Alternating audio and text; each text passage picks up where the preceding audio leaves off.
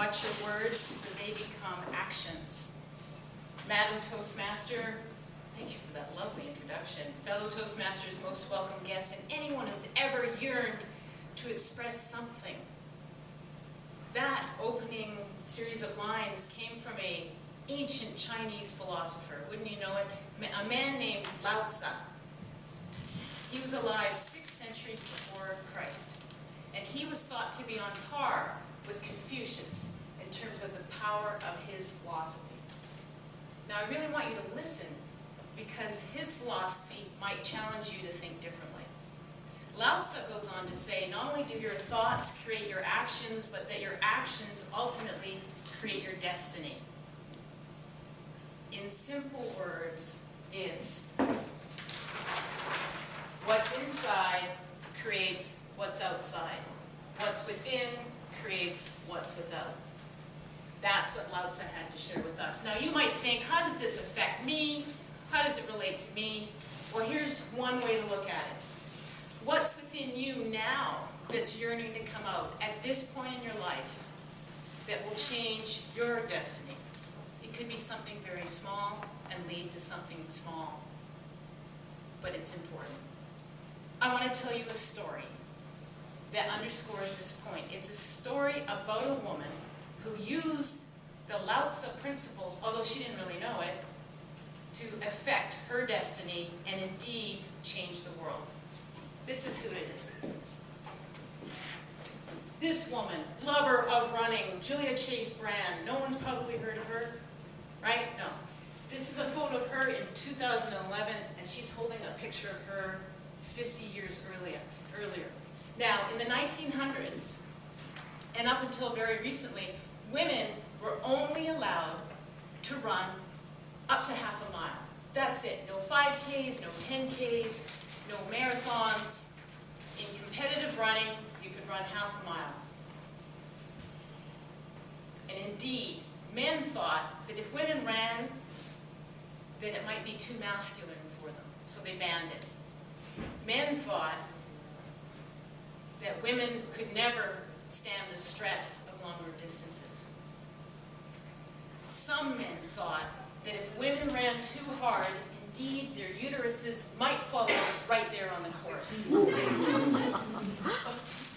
But on one day in November in 1960, Julia Chase Brand wanted to run a 5-mile race. She was from Connecticut. The race was in Connecticut, and she decided, I want to do this. Now, here's the thing. She was a pretty good runner already. She was a good half-miler.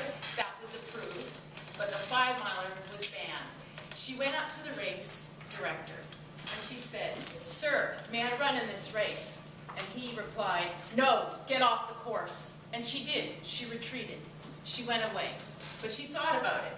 She thought about it for a whole year, and she said, "I yearn to run. I love running, and I want to run. I want to run that 5-miler." So the next year, that very same day in November in Connecticut, 1961 now, Julia Chase Brand went back. "Mr. Official, may I run in this race?" "No, get off the course." This time, though, she didn't get off the course. She backed up, step by step.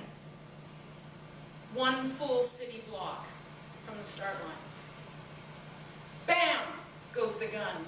The men take off, and so does Julia. She's now running for fun. She's not competing per se.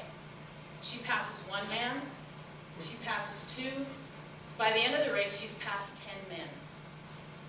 She didn't cross the finish line, though. She stepped to the side, so she never did run. A media storm started, and this happened.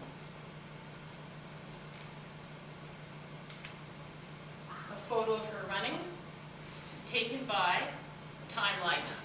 The very next month, Time Life put her in their magazine. Ooh. The story doesn't end there, though, because now women, one by one, they continue to run. More and more women, not just 5-milers, not 10-milers, the marathon. Women are running against the ban. And And this happened for years and years, until one special day. A warm day in August, 25 years later.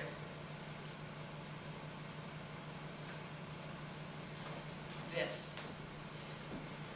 Women ran in the Olympic marathon for the first time ever, and it was won by Joan Benoit Samuelson. And the time that she ran it in would have won the previous 13 of the last 20 men's Olympic marathons. Julia Chase Brand, a little bit older, sat at home watching on TV, and she openly wept. Because in that one moment, she realized something that she had done had changed history, and it helped women achieve something very important. So you may say, how does this relate to you, or you, or you? Well, I'll tell you. Because when something within you yearns to come out, and you hear that, no! Do not sag, do not falter. Know that you are on the right track, because what you do may contribute one little tile to a mosaic that changes history.